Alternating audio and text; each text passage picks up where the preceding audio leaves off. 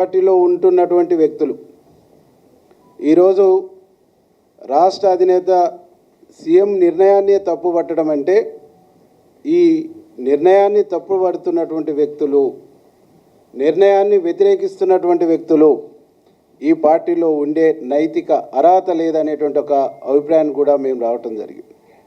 అంటే చెట్టు కింద ఉండి చెట్టు కొమ్మనే నరుక్కునేటువంటి ఒక వైఖరి, దుర్మార్గమైనటువంటి వైఖరి, ఇది ప్రతిపక్షాలకు గొంతునిచ్చే వైఖరిగా మేము భావిస్తూ ఉన్నాం. కొండ సురేఖ గారు క్రమశిక్షణ సంఘం ఇచ్చినటువంటి నోటీసుకు షోకాజుకు సమాధానం ఇస్తూ నాకు సంబంధం లేదన్న, నీకు సంబంధం లేదన్నప్పుడు నీ బిడ్డ మాట్లాడిన మాటల్ని ఎందుకు ఖండించలేదు? ఎందుకు నువ్వు క్యాబినెట్ మినిస్టర్గా, క్యాబినెట్ మంత్రిగా, కలెక్టర్గా, క్యాబినెట్లో ముఖ్యమంత్రితో కలెక్టర్గా పనిచేస్తున్నటువంటి వ్యక్తులుగా ఖండించవలసినటువంటి బాధ్యత నీ పైన ఉన్నదా లేదా అని చెప్పేసి ఈ సందర్భంగా మేము అడుగుతాము. మీరు చేస్తున్నటువంటి తప్పుల్ని, మీరు అనుసరిస్తున్నటువంటి తప్పులకు, మీరు మాట్లాడుతున్నటువంటి తప్పుడు భాషకు ప్రభుత్వం, ముఖ్యమంత్రి మూల్యం చెల్లిస్తుండ్రు.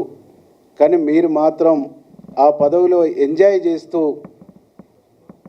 మీ ఎంటర్టైన్మెంట్లో ప్రభుత్వానికి, పార్టీని ఇబ్బంది పెట్టేటువంటి ఒక ప్రయత్నం చేస్తున్నారు అనేటువంటి విషయాన్ని ఈ సందర్భంగా మేము గుర్తు చేయదలుచుకున్నాం. కాబట్టి సమంత విషయంలో మాట్లాడినా, ఏ విషయంలో మాట్లాడినా ఎప్పుడూ మీ భాష పార్టీకి తలనొప్పిగానే ఉంది, పార్టీకి తలనొప్పి తెచ్చేటువంటి విధంగానే ఉంది, పార్టీకి నష్టదాయకంగానే ఉంది, పార్టీకి నష్టం కొని తెచ్చేటువంటి విధంగానే ఉన్నది.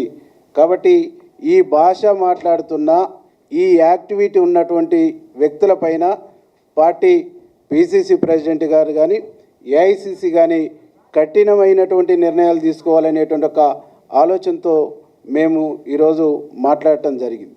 మేమందరం కూడా ఒకటే కోరుతా ఉన్నాం, ఈ రాష్ట్రంలో కాంగ్రెస్ పార్టీని అధికారం తీసుకురావడానికి ఇక్కడ ఉన్నటువంటి ఎమ్మెల్యేలు, ఎమ్మెల్సీలు, బయట ఉన్నటువంటి మంత్రులు, అనేక మంది నాయకులతో పాటుగా చెమటోర్చినటువంటి వ్యక్తి, రక్తం ధారపోసినటువంటి వ్యక్తి ఈ రాష్ట్ర ముఖ్యమంత్రి రేవంత్ రెడ్డి గారు.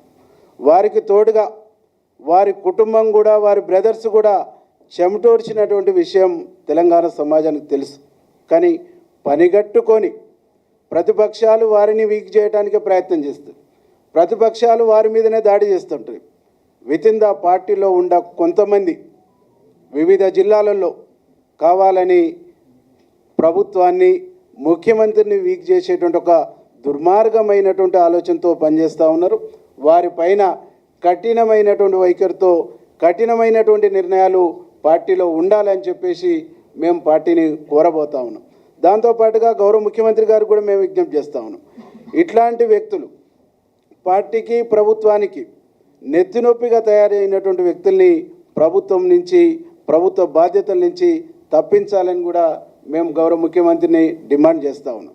కాబట్టి ఎవరైనా పార్టీలో అంతర్గత ప్రజాస్వామ్యం ఉన్నప్పుడు పార్టీ వేదికలలో మాట్లాడుకోవాలి, సంబంధించినటువంటి వేదికలలో డిస్కషన్ చేయాలి, వారి అభిప్రాయాలకు సంబంధించిన వేదికలలో స్వేచ్ఛగా మాట్లాడుకునేటువంటి అవకాశం ఉన్నప్పటికీ కూడా ఆ స్వేచ్ఛ మితిమీరిపోయి మైక్ దొరికితే, బదాట్ల ఛాయిస్ వస్తే ఊగిపోయేటువంటి నేచరు, ఊగిపోయేటువంటి వైఖరు అది ఎవరు ప్రదర్శించినా అది పార్టీ నిబంధనలకు, పార్టీ నియమాలకు విరుద్ధమైనటువంటి చర్యగా మేము భావిస్తూ, గౌరవ ముఖ్యమంత్రి పైన ఎవరు అసత్యమైనటువంటి ఆరోపణలు చేసినా, వితిన్ ద పార్టీలో తప్పుడు పద్ధతుల్లో మాట్లాడినా, ఏకవాక్యంతో సంబంధించిన పదాలు వాడినా కానీ ఉన్నటువంటి ఎమ్మెల్యేలు ఎవరు కూడా చూస్తూ ఊరుకోము అనేటువంటి ఒక విషయాన్ని ఈ సందర్భంగా మేము గుర్తు చేస్తాం.